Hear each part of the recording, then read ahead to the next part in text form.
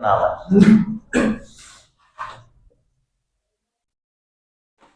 Principles of management, है ना। Principle of management का मतलब समझो।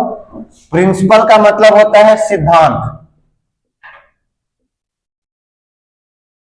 सिद्धांत, और मैनेजमेंट का मतलब आप लोगों को पता है क्या होता है, प्रबंधन, है ना। तो किसका सिद्धांत पढ़ रहे हैं हम लोग, मैनेजमेंट का सिद्धांत पढ़ रहे हैं। आप प्रिंसिपल, सिद्धांत का क्या मतलब होता है दूसरे मीनिंग में, रूल्स। इसका क्या है, नियम कानून है, कुछ ना कुछ। मैनेजमेंट को अगर तुम फॉलो करोगे, उसका क्या है, कुछ ना कुछ उसका रूल्स बना है, उस रूल्स को आप फॉलो करोगे। समझ में आया क्या। तो आपका क्वेश्चन जो है, question number 3, very short answer लिखा हुआ है। ये और बता देता हूं, इस चैप्टर से आपके टोटल कितने मार्क्स के आते हैं, 8 मार्क्स के आते हैं। कितने मार्क्स के, इस चैप्टर से 8 मार्क्स का आता है क्वेश्चन एग्जाम में। एक आता है आपका 2 मार्क्स का। 2 मार्क्स का मतलब एक एक मार्क्स का 2 क्वेश्चन पूछता है। ये 1 मार्क्स का आपका कितना क्वेश्चन पूछता है, 2 क्वेश्चन पूछता है एमसीक्यू का। समझ में आ रहा है। और एक क्वेश्चन आपका पूछता है 6 मार्क्स का। अब 6 मार्क्स का मतलब समझ रहे हो, लंबा क्वेश्चन पूछेगा, छोटा का नहीं है इसमें। क्लियर है। उसी हिसाब से हमको इस चैप्टर की तैयारी करनी है, वो मैं बता देता हूं क्वेश्चन किस टाइप से पूछेगा। ठीक।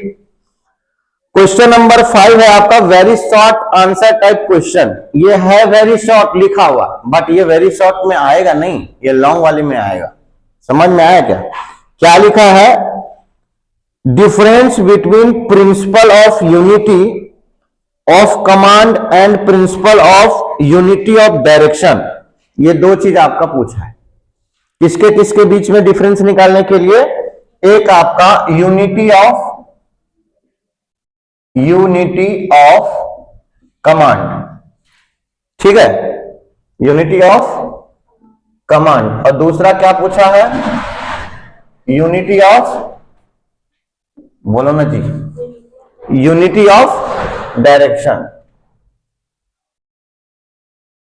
ये 2 चीज आपको पूछा है। इन दोनों के बीच क्या निकालना है आपको, डिफरेंस निकालना है। और डिफरेंस निकालने के लिए हम लोग एक कॉलम क्या लिखते हैं अपन, बेसिक ऑफ डिफरेंस। कल भी एक क्वेश्चन ऐसी बताया था नहीं बताया था। ये 3 कॉलम आपका बनता है, जिसके जिसके बीच में आपको डिफरेंस बोला निकालने के लिए, वो उनका नाम, ठीक है। और एक कॉलम आपका स्टार्टिंग में क्या बनेगा, बेसिक डिफरेंस क्या है, ठीक है क्या। ये 3 कॉलम आपको बनाना है। इसमें आपके 4 पॉइंट दिए हैं। पहला पॉइंट आपका क्या दिया हुआ है, क्या दिया है, मीनिंग दिया है। सबसे पहले तो इसका मीनिंग समझिए कि यूनिटी ऑफ कमांड क्या होता है, यूनिटी ऑफ डायरेक्शन क्या होता है।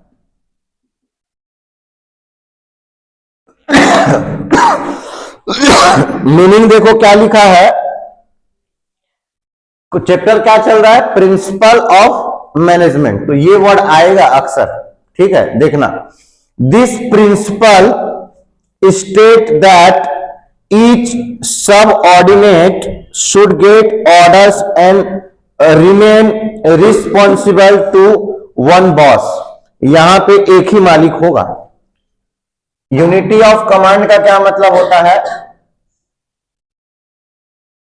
यूनिटी का मतलब क्या होता है, एकता या समूह बोल लो। समझ में आ रहा है। और डायरेक्शन का मतलब क्या होता है, दिशा, ठीक है। डायरेक्ट करना है, डायरेक्शन देना, ठीक, कि कोई भी काम किस प्रकार से किया जाए, उसको डायरेक्शन बोला जाता है, ठीक। कमांड का मतलब आदेश देना, निर्देश। कमांड का मतलब निर्देश देना या आदेश देना। समझ में आ रहा है क्या। कमांड करने का मतलब, जैसे मैं तुमको कमांड कर रहा हूं, मैं तुमको बोलूंगा ये काम ऐसा नहीं ऐसा करो। समझ में आया। और कोई काम को तुम मेरे ऑर्डर को फॉलो कर रहे हो, उसको बोलते हैं कमांड देना। अब वो काम को किस प्रकार से करना है वो भी मैं तुमको बता रहा हूं। ये काम को इस प्रकार से अगर करोगे तो ये इजी वे में हो जाएगा, आसानी से हो जाएगा, उसको बोलते हैं डायरेक्शन देना। समझ में आ रहा है क्या, समझ में आ रहा है।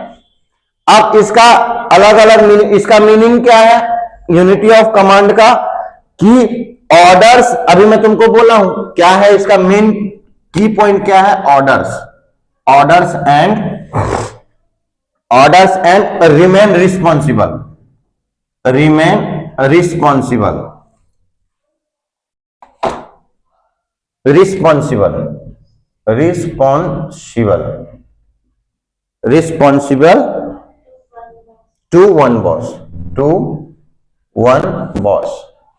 एक ही इसका मालिक होगा। वन बॉस का मतलब एक ही मालिक होगा जो क्या करेगा? ऑर्डर देगा। और रिमेन का मतलब होता है बचा हुआ, रिमेन का मतलब बचा हुआ, रिमेनिंग बैलेंस बोलते हैं ना अपन, अकाउंट्स में पढ़े। रिमेन का मतलब क्या होता है? बचा हुआ। तो जो भी रिस्पॉन्सिबिलिटी, रिस्पॉन्सिबल का मतलब जिम्मेदार, रिस्पॉन्सिबल का मतलब जिम्मेदार।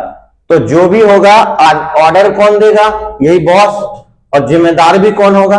यही बॉस। उसका स्टाफ अगर गलती कर रहा है तो जिम्मेदारी किसकी बनती है? नहीं समझ में आ रहा है क्या? तो ये आपका की पॉइंट है। मीनिंग समझ में आ गया? यूनिटी ऑफ कमांड का मतलब समझ में आ गया? एक ही बॉस होगा जो कि ऑर्डर भी देगा। अगर कुछ भी, अगर सही काम होगा तो भी रिस्पॉन्सिबल यही होगा, इसी का नाम आएगा, इसी का चर्चा होगा उसका, है ना। शाबाशी किसको मिलेगी? इसी को मिलेगी। और अगर इसके स्टाफ से अगर कोई गलती होगी तो इसको भी भोगना पड़ेगा वो चीज। समझ में आ रहा है? फिर नाम भी खराब इसी का होगा, सुनना भी पड़ेगा इसी को। क्लियर है कि नहीं है? ये होता है यूनिटी ऑफ कमांड का।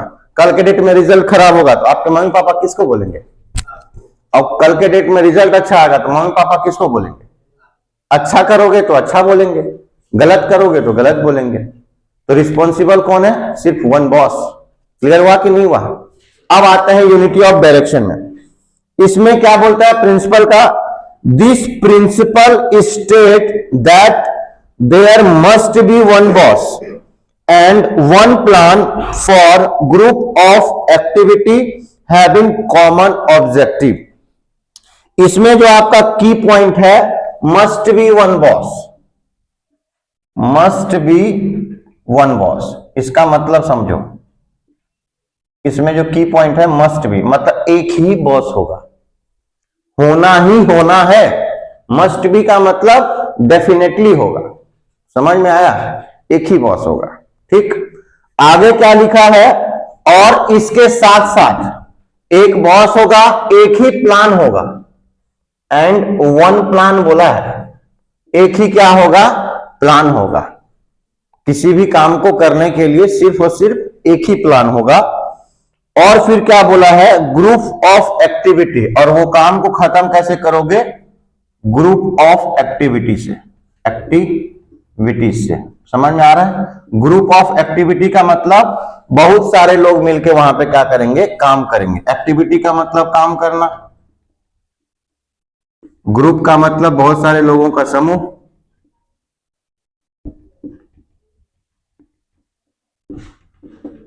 नहीं समझ आ रहा है क्या? क्लियर है क्या? बहुत सारे लोग मिलकर काम करेंगे एक ही प्लान को सक्सेस करवाने के लिए, कंप्लीट करने के लिए। समझ में आया क्या? फिर आगे क्या बोला है? अब ये सब लोग किस वजह से काम करेंगे? तो कॉमन ऑब्जेक्टिव्स, कॉमन ऑब्जेक्टिव्स। इसका क्या मतलब हुआ? ऑब्जेक्टिव्स का मतलब होता है उद्देश्य। कॉमन के लिए मतलब वो सबके लिए है। नहीं समझ में आ रहा है क्या? ये ग्रुप में बहुत सारे लोग होंगे। कॉमन ऑब्जेक्टिव बोला मतलब ये सारे लोगों के लिए क्या है? ये ऑब्जेक्टिव्स होगा। ऑब्जेक्टिव्स का मतलब टारगेट, टारगेट का मतलब गोल्स। समझ में आया क्या? तो उस गोल्स को पाने के लिए सब लोग मिलकर क्या करेंगे? एक ही प्लान पे काम करेंगे। ये आपका क्या होता है? Unity of direction. यूनिटी का मतलब मैंने क्या बोला? एकता। सब लोग मिलके काम करेंगे एक चीज के लिए। नहीं समझे क्या? डायरेक्शन और कमांड समझ में आया, उसका मीनिंग समझ में आया। दूसरा पॉइंट आपका क्या है? एम। दूसरा पॉइंट क्या है आपका? एम है। एम का मतलब क्या होता है? लक्ष्य। टारगेट बोलो, लक्ष्य बोलो। नहीं समझ आ रहा है क्या? तो अब इसमें लिखा क्या है? The main aim of this principle is to prevent dual subordination. Prevent dual subordination, prevent dual subordination. ठीक है क्या? सबऑर्डिनेशन का मतलब एक साथ लेके चलना, एक साथ लेके चलना होता है। इसका रूल क्या है, इसका प्रिंसिपल क्या है कमांड का?